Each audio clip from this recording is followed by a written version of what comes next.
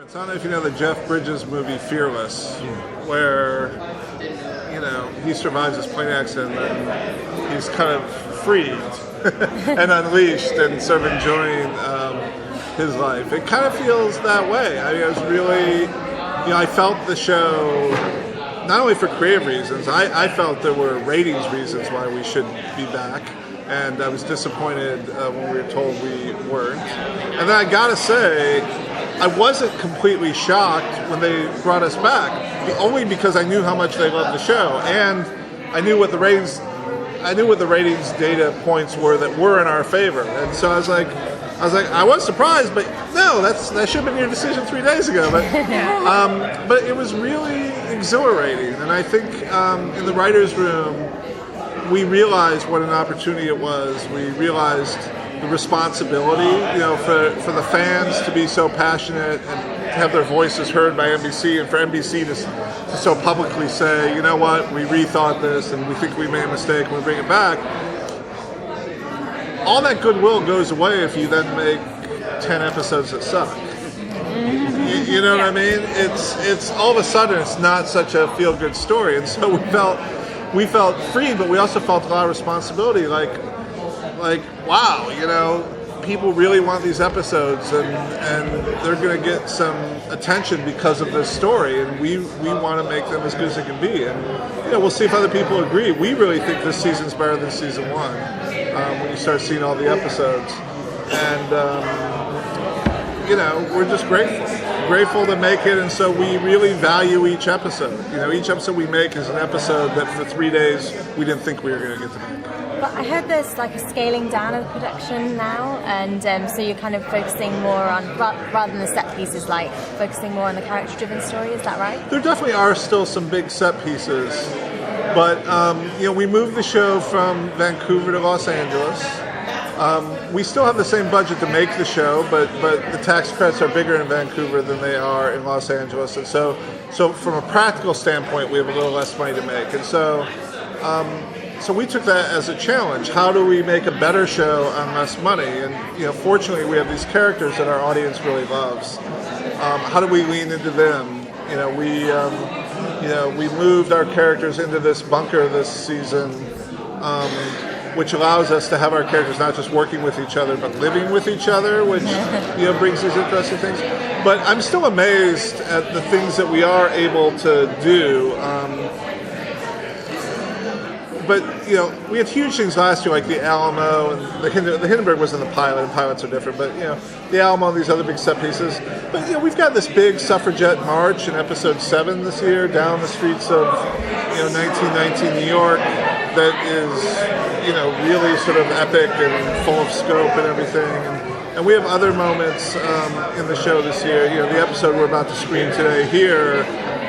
Takes place on the Paramount lot where we film, and it looks like grand old-time Hollywood in really spectacular ways. So I don't want to overstate the scaling down of it. Last week's episode that aired, we had all sorts of, old vintage cars racing around a track. That wasn't easy to produce. So we've been able to do it, but we've been trying to be strategic about when we do it, how we do it, and also just leaning into our characters more, which I think ultimately is what attracts the audience the most. Speaking of character-driven stories, how deliberate was it to have both Wyatt and Flynn have dead wife backstories? Because there's so many parallels and connections between Lucy and Flynn, but Wyatt... It's something that Eric and I talked about at pilot stage, because obviously that's something that comes out of the pilot for both. And we talked about, is that a good thing that they share this, or is that too much? But ultimately, we liked the parallels of it, and we liked the idea that really, when you get down to it, almost everyone on this show, either in the past or in the course of the show, has someone they care about that they've lost. And really, this show ultimately is a story about how people come together to create their own family. And so in that sense, that worked for us. And for two guys who don't really get along in almost everything else, it is something that the two of them have in common. we also, on those lines, see how much Rittenhouse has manipulated people's lives. So They're bad. yeah, they're really bad. Well, because Emma point blank said she made it her purpose to make sure Amy can never be found. And will we see that happen? Like in retrospect, like is that how Flynn lost his wife? Maybe, No, or you'll get some clues. I won't say that you'll see what happened with that, but I think you'll learn some more about that. And I'd love to talk about Emma for a second because she's someone who really just appeared in one episode for us last year, and then we got sort of excited when Annie Wershing was cast. Annie was actually someone that we had considered to play Lucy when we were putting the pilot together. She was a really amazing actress, and she didn't get Lucy, but she was someone who I was like, well, it'd be really great to find something on the show. And her role really increases this year, and we learn a lot more about her and what got her into Rittenhouse and what makes her tick in a way. Eric Kripke is always very good at talking about the importance of making your villains interesting and making your villains be the heroes of their own story. And I think that's something that we've tried hard to do with Emma this year. And you'll see as these episodes continue, she becomes a really valuable cast member to us, and she's really great. Go ahead. I was going to say, from a creative standpoint with the renewal, has it liberated or hampered you in that? Do you feel we got to at least have a closure to it, but at the same time keep it open, or is it just we're going to do whatever we want and let everything happen the way it happens? I think we feel liberated. Eric and I came in and said, we've got the second life. Let's tell the absolute best stories. Let's not hold anything back. But at the same time, we also believe, Eric and I, that you don't want to assume failure. We're not in the business of giving NBC a reason to, hey, we ended the show, there's no reason to continue. Our attitude is let's do the best season 2 and let's end it in a way that would allow for the best season 3. So I don't want to say too much about how we end it, other than to say that our attitude is we're going to go forward assuming there's a season 3 and that the show will be a success in that regard, and we'll either be proven right or wrong. But that's how artistically we approached it. And is there any changes to the lifeboat this season? Yes.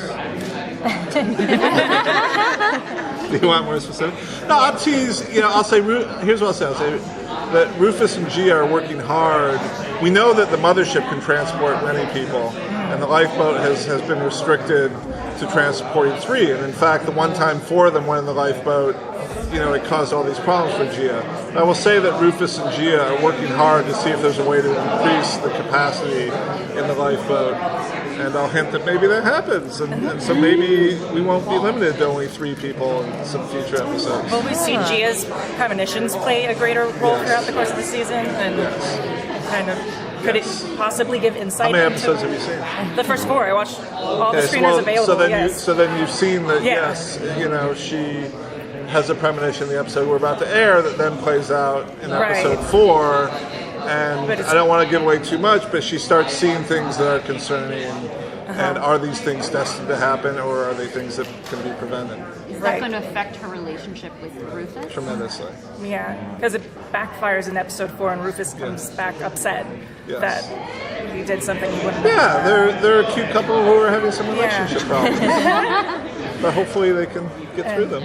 Something that a lot of the fans have been talking about on Twitter too is a lot of them are really devastated by Lucy killing that soldier. Yeah. So can you speak to that? Will there be repercussions? Will Lucy carry that with her? How is she going to be handling it throughout the season? Well, once again, without saying too much, I think there is a long-term sort of arc, right? Lucy was always an academic and a historian, and Wyatt was the soldier who had kind of seen combat. And I saw a couple fans were like, well, she would never do that.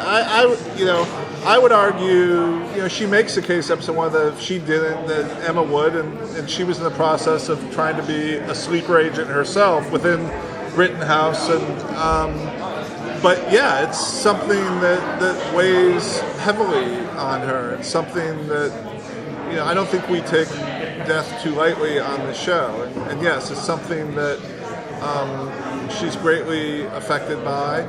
I think she thinks that if she had been a conscientious objector in that moment, I think Emma would have just taken her gun out and shot the soldier dead. So I don't think in Lucy's mind there was a choice between this guy living or dying.